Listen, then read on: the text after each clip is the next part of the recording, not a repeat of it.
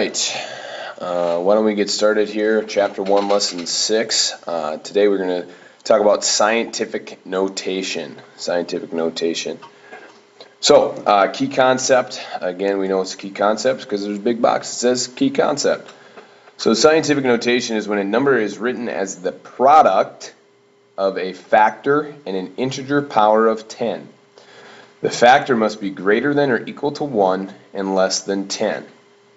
So pretty much what that means is if you come down here to the example, we're going to have numbers that are written in this form. We have a number out front, okay, and it's multiplied by the power of 10, a power of 10. So here we have 4.25 times 10 to the 8th power. Okay, it'll always be 10. It is always a power of 10. The number in front has some very strict restrictions. It has to be greater than or equal to 1, so it can't be just a decimal by itself, a 0 point something decimal, and it has to be less than 10, so it can't be a 2-digit number. Okay, it can't be 10 or higher. All right. So, what we were going to work on here is putting numbers into scientific notation and taking them out of scientific notation. Okay, a number that you would just say is a regular old number, we call that being in standard form. Okay, so we're going to switch from standard form into scientific notation. So below it says, use these rules to express a number in scientific notation. It says, if the number is greater than or equal to 1, the power of 10 is positive. So I like to think of it as if we have a positive exponent, we are working with big numbers, okay, or bigger numbers. If we have a negative exponent, then we are working with a really small number, a decimal number. Okay? If the number is between 0 and 1, and the power of 10 is negative. Okay? That's what we just said. So, let's take some examples. So, example number 1 here. It says write each number in standard form. Okay? So they're already in scientific notation. We need to take them to standard form.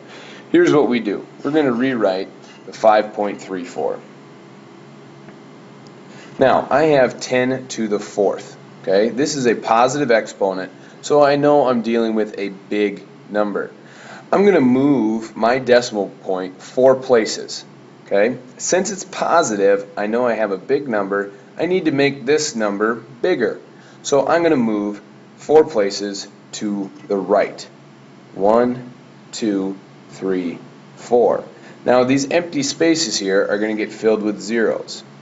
Okay, so what I end up having is 53,400. Okay, now I think we'll all agree that's a pretty big number. Okay, if somebody gave me $53,400, I would be very happy. Okay, so positive exponent, big number. If we take a look at example number 2, here we have 3.27 times 10 to the negative 3rd. Now I have a negative exponent, so I think small number. So I'm going to move my decimal point 3 spaces, but this time I'm going to go to the left because that will make my number smaller. 1, 2, 3. Again, these blank spaces are filled with zeros, and I end up at 0.00327. Alright, and those are the examples. Pause the video now. And let the students work on the got it section. We'll do A, B, and C. Okay, you should have hit play now. Let's run through the answers. For A, positive exponent, big number. We move it 5 spaces to the right. 1, 2, 3, 4, 5. We end up at 742,000. B, negative exponent, small number, 6.1. 2 places, this time to the left, because that makes this number smaller. 1, 2, okay, add in a 0, I end up at 0.061. Negative exponent, small number. Positive exponent, large number. Here I have 3.714 times 10 to the 2nd, positive exponent, large number. So we're going to move it 2 spaces to the right. 1, 2, I have 371.4. Again, is that a huge number? No. But if somebody gave me $371, I would be happy. Moving on to examples 3 and 4. Now we're going to go the opposite direction. We're going to go the opposite direction. We have numbers that are in standard form, and we need to turn them into scientific notation. So we're going to move our decimal place until we have a number that is greater than 1 but less than 10. Okay, so my decimal point in 3,725,000 is right here. All right. If I move it one space to the right, or sorry, to the left, I now have 372,500, not less than 10. I move it a couple more spaces here. Now, if this were my decimal place, I still have 3,725. Not enough.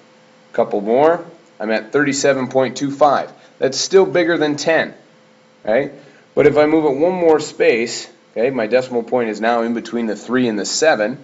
Okay, I end up at 3.725. Now, that is greater than or equal to 1, and it is less than 10, so that's how I know I can stop. I always have times 10, and now I moved it 1, 2, 3, 4, 5, 6 places, and 3 million is a large number, so I know it is a positive exponent. 3.725 times 10 to the 6th. You can check your work by doing what we just got done doing. Move it 6 places to the back, you should end up at 3,725,000. Moving on to example number 4. We have a very small number. So right away I'm thinking I'm going to have a negative exponent. So I'm going to move my decimal point until I have a number that's greater than 1 but less than 10. I don't have it yet, not yet, not yet, now. If I move that decimal point right there, I get the number 3.16. That's bigger than 1, but less than 10. Always times 10.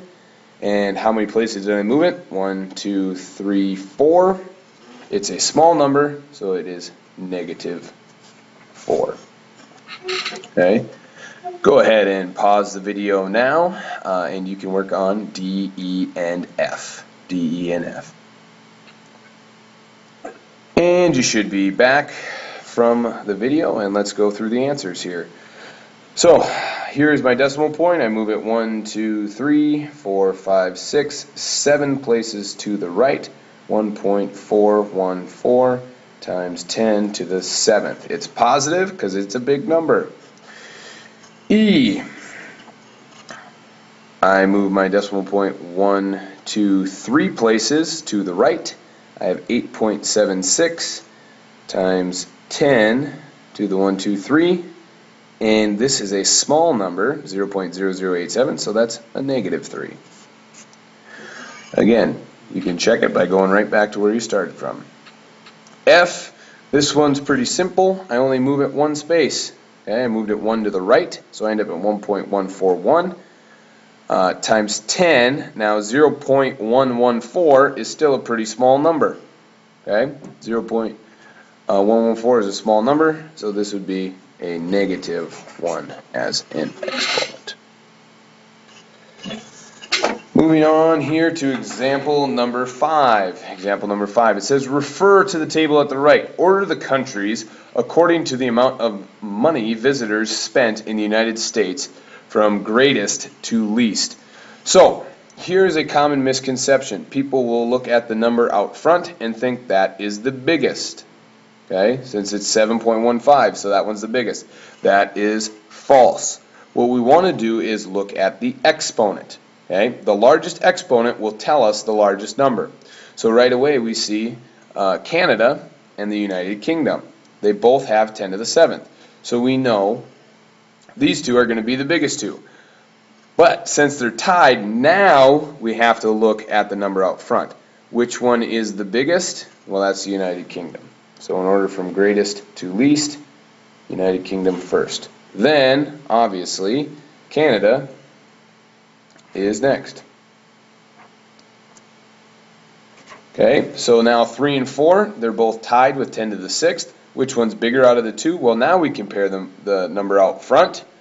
Okay, so 7.15 is obviously bigger then 1.83. So Mexico would be third, and India would be fourth. So to recap, in order to see which one's the biggest, you want to compare the exponents on the 10 first. Then if they're tied, then we can look at the number out front. Okay? And pause the video to start on the got it section, please. So we should be back from finishing the got it section. This time, remember in your book it says number the visitors from least to greatest. It should be greatest. That is a typo. It was in the old book, so it's probably still in this one. So this time we're looking for the smallest first. So we're looking for the smallest exponent first. Again, these two are tied with 10 to the 5th. You look at the number out front, you see that Boston is the smallest.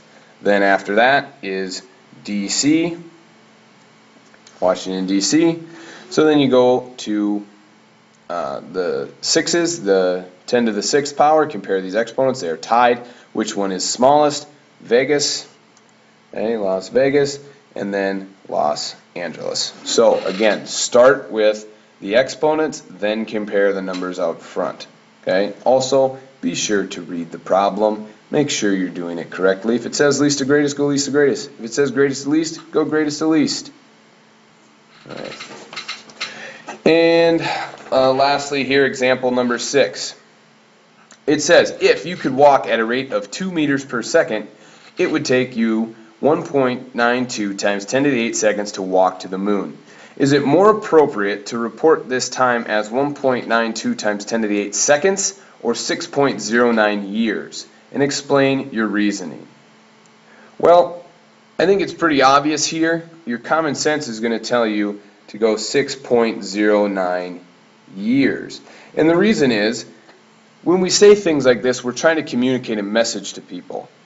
When somebody says 6.09 years or just 6 years, I immediately know that's a heck of a long time.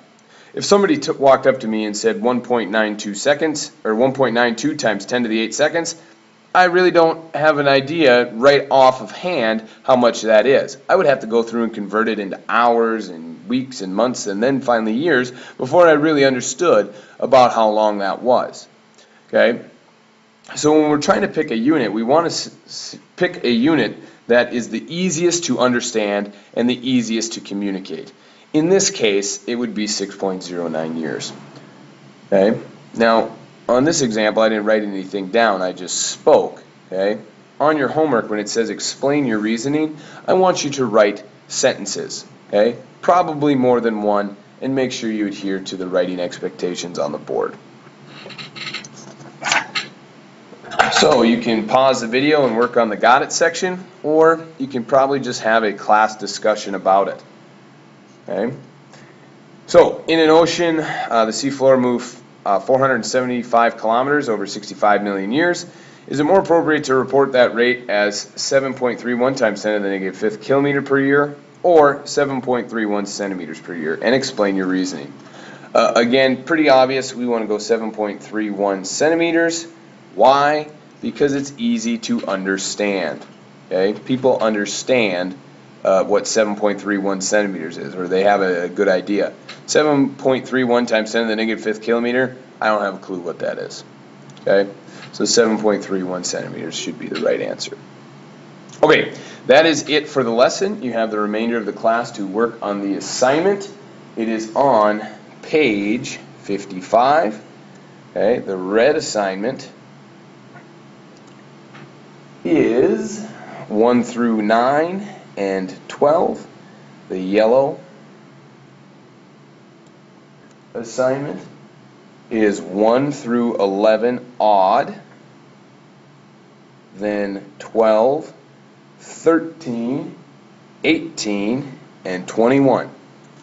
Finally, the green assignment is 1 through 11 odd, 13, 14, and 25 and 26. Again, if you've been struggling on this lesson, go with the red assignment. If you've got some of it, but some parts you're confused on, do the yellow assignment. And if you've been crushing it all day, you understand everything, please push yourself and do the green assignment. Behave yourselves, and I will see you tomorrow.